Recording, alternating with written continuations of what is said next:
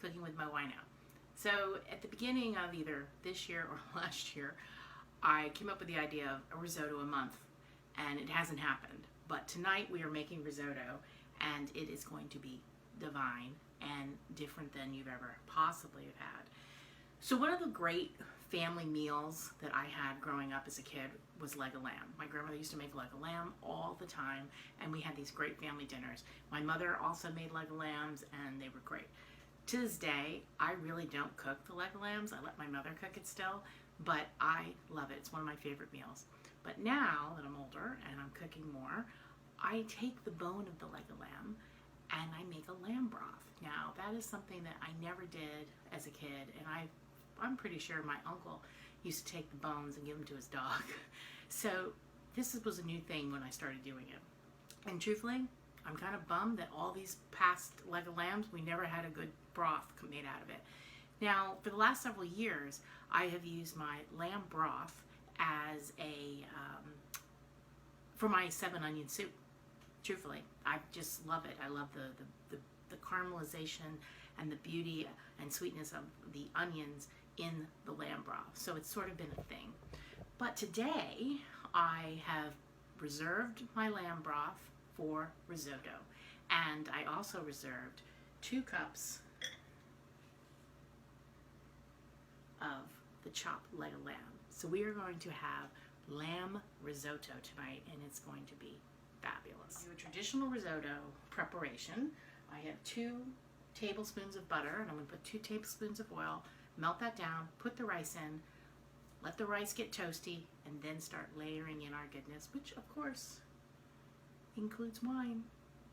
Cheers. My official risotto pan. It's very heavy so that it holds and retains the heat, and it's a wide, flat surface fry pan, which comes with a lid. This is just a really great pan for risotto. So our butter's melted, our oil is heating up. I just want to get a little bit of more of a heat going here. And then on the side here, I have my beautiful lamb broth heating up.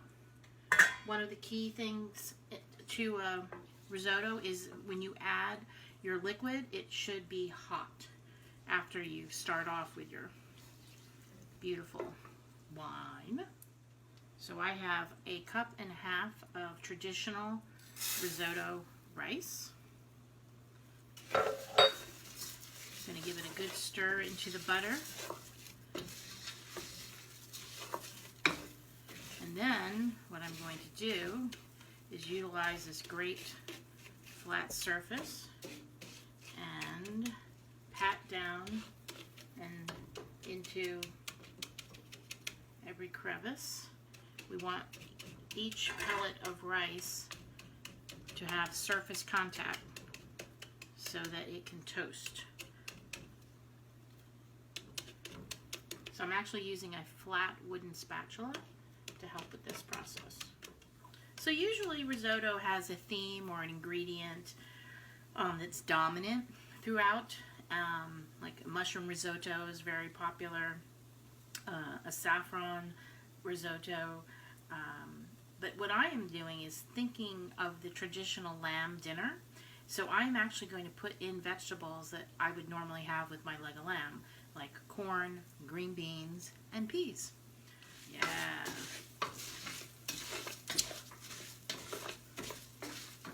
Could be browner, but it is just, what we want to do is get that toasty essence out into the rice.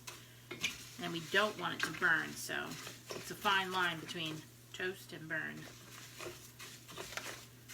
Several risottos start with shallots, but I didn't have any shallots. And I decided to use scallions. So I'm just going to add that to our rice, and I'm going to add a tablespoon of garlic, and get the loving happening. Now we definitely have a good toast happening here. The rice has now got a little bit of a brown tinge to it, So that means I would say it is pretty well toasty goodness.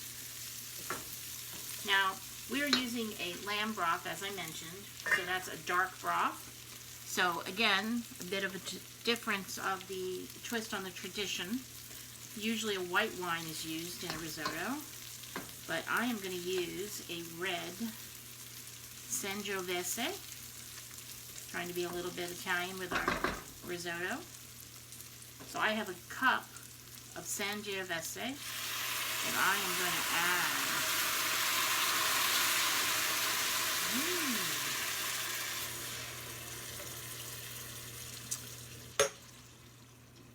Which is now going to cool down the pan, and the rice is going to cook.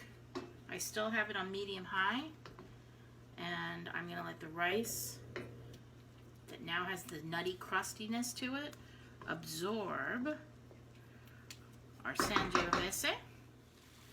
Okay, so our rice has been taking its wine bath, and I'm getting ready to start.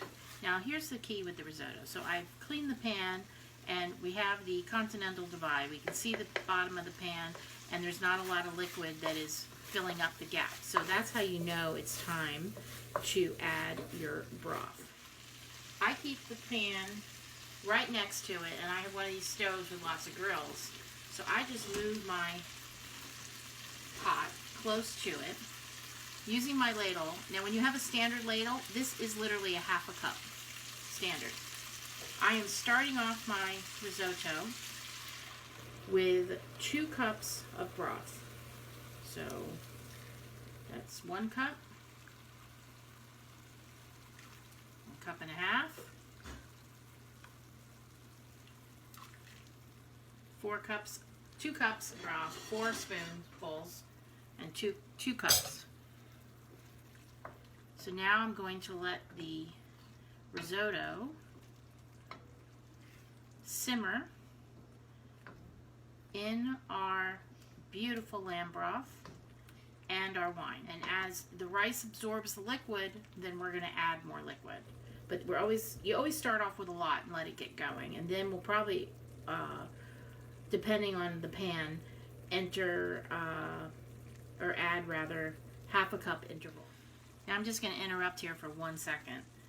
The lamb broth aroma that is coming out of this pan and the broth on the side is really quite amazing. And I'm telling you, my grandmother would have loved to use those bones, I think, to make this fabulous broth and not give them to the dog. Just saying, I think that she would have preferred using it for the broth. Okay, we are now ready for our second course of liquid. Our pan is getting dry and things are getting close to sticking, so you know it's time. Again, I'm adding 1/2 cup. The thing about risotto is that it is a slow process, that you have to give it a lot of attention. That's why risotto is associated with love in the kitchen, and a lot of romantic dinners go to risotto, because to make risotto you have to love your risotto. Yes. So beautiful purple color for our beautiful grapes of Sangiovese. Cheers. Only my 1/2 cup of lamb juice. Goodness. Just under 5 cups of liquid between the wine and our lamb broth. And the pan's getting a little dry. It's still got moisture, but it's gotten a little dry. So I'm going to add my first ingredient, or vegetable, and this is fresh corn that I got off of the cob. 2 ears, actually. Again, I just decided that the ingredients to this risotto were going to mimic an actual leg of lamb dinner. So here's our corn. And And I have a cup of green peas. Mix that in.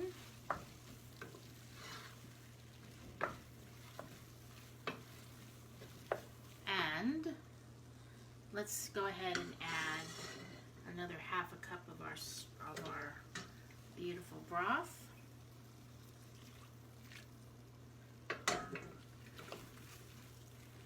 Looks like confetti right now. And because I want the meat to start warming through, I'm going to go ahead and add my rough chopped. Probably could have cut the lamb a little smaller, but you know what? We love lamb, and I wanted to know that it was present and accounted for. Okay, so I've now added our green beans. Again, making this a traditional lamb dinner. And I'm going to add some more broth. I think I'm going to add a full cup, or maybe just 3/4 cup. Because now it's getting thicker, so there's more things to moisten. So you just got to kind of wing it. Play it by ear. And next thing that we will add to our layers is some fresh Parmigiano Reggiano. I have to tell you folks, leftovers never look so good. So we have moisture, but it is a little dry, but we have moisture. So I'm going to add what I'm thinking will be my last half cup.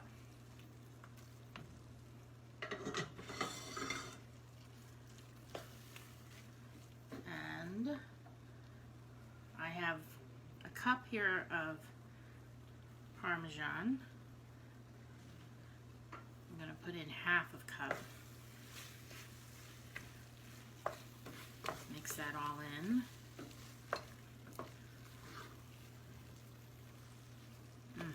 Thick, luscious, and rich.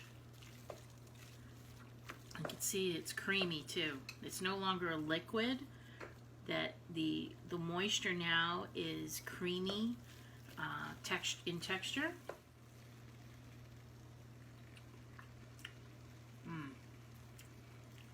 Tasting the meatiness of the lamb broth. I did not salt this because I like to do that at the end. And when I make my broths, they're not salty at all. And Parmesan has a great salt content. So I'm thinking, I know I said this was going to be the last one, but I'm thinking of one more, maybe two. Turn off my broth, put it to the side. I'm going to turn down to medium low.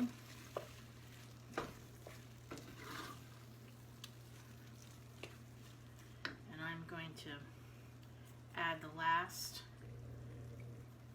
of my Parmesan. Give it one more stir. Get all that lusciousness in. I'm going to turn off the risotto, put on the lid, and let it sit for about 2-3 minutes at least, and then we're going to serve the goodness. Cheers, my friends. Live life, taste life.